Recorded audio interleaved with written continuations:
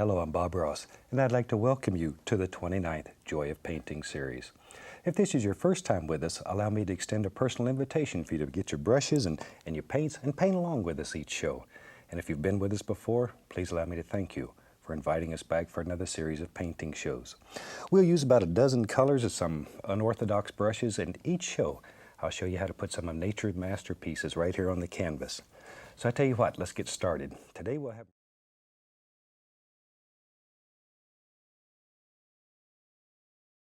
In an interview, we've gotten letters from people who say they sleep better when the show is on.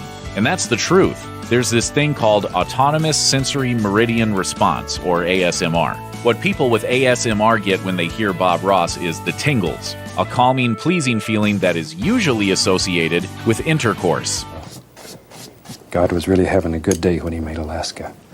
We'll let you decide if the phenomenon is real or not, preferably by listening to him alone in a darkened room. Ooh, see what happens? Overseas star. When you think of the fame of Ross, you don't consider it on a global scale. Yet somehow Bob Ross has a following worldwide. There are certified Bob Ross instructors around the world, but for some reason Japan in particular took to Bob Ross. Japanese television station NHK aired The Joy of Painting twice a day for years, and despite a Japanese voiceover translation, something most foreign countries airing the show did not use, the smooth pipes and relaxing mannerisms carried over perfectly. すっきりした。気分がいいでしょう。 Back to our other 2-inch brush, and we'll tap this. I want to create mist again. Notice this separation. It's caused because of the difference in color, difference in value. And that misty area turns out to be your very best friend. Take care of it. Treasure it. There. Okay, let's have some more fun. Let's see. Let's take some black, some Prussian blue, and a little phthalo blue. It doesn't matter. We just throw it on there. Crimson too. What the heck? Be brave. Be brave. I'll put a little sap green in there too. It's getting close enough we should begin seeing some color. A little bit of white. Don't want it totally dark yet. There. Perfect. Okay, let me wipe the old knife off. And let's get us fan brush. We'll use a fan brush. Load it full of color. Both sides. Both sides.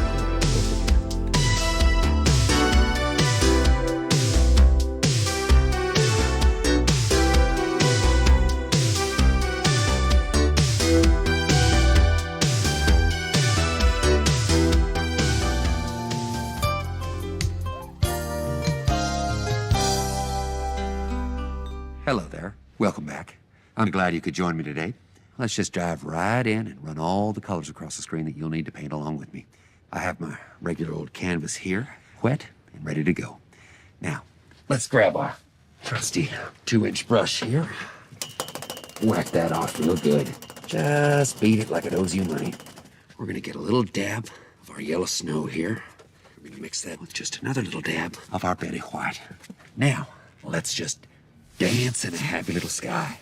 Now remember, this is your world. You get to make and break the rules here.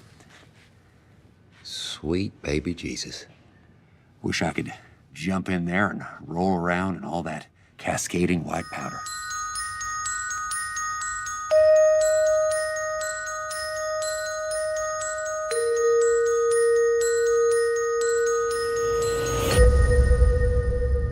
I've been wanting to get this story out for all these years.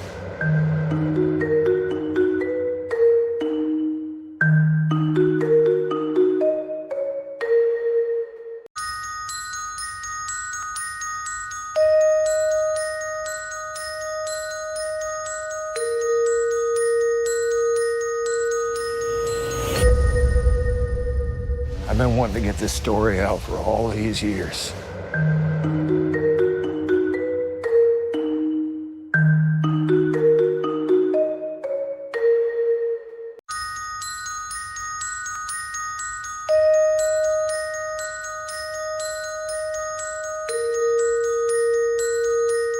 Chance to respond to allegations made in the documentary.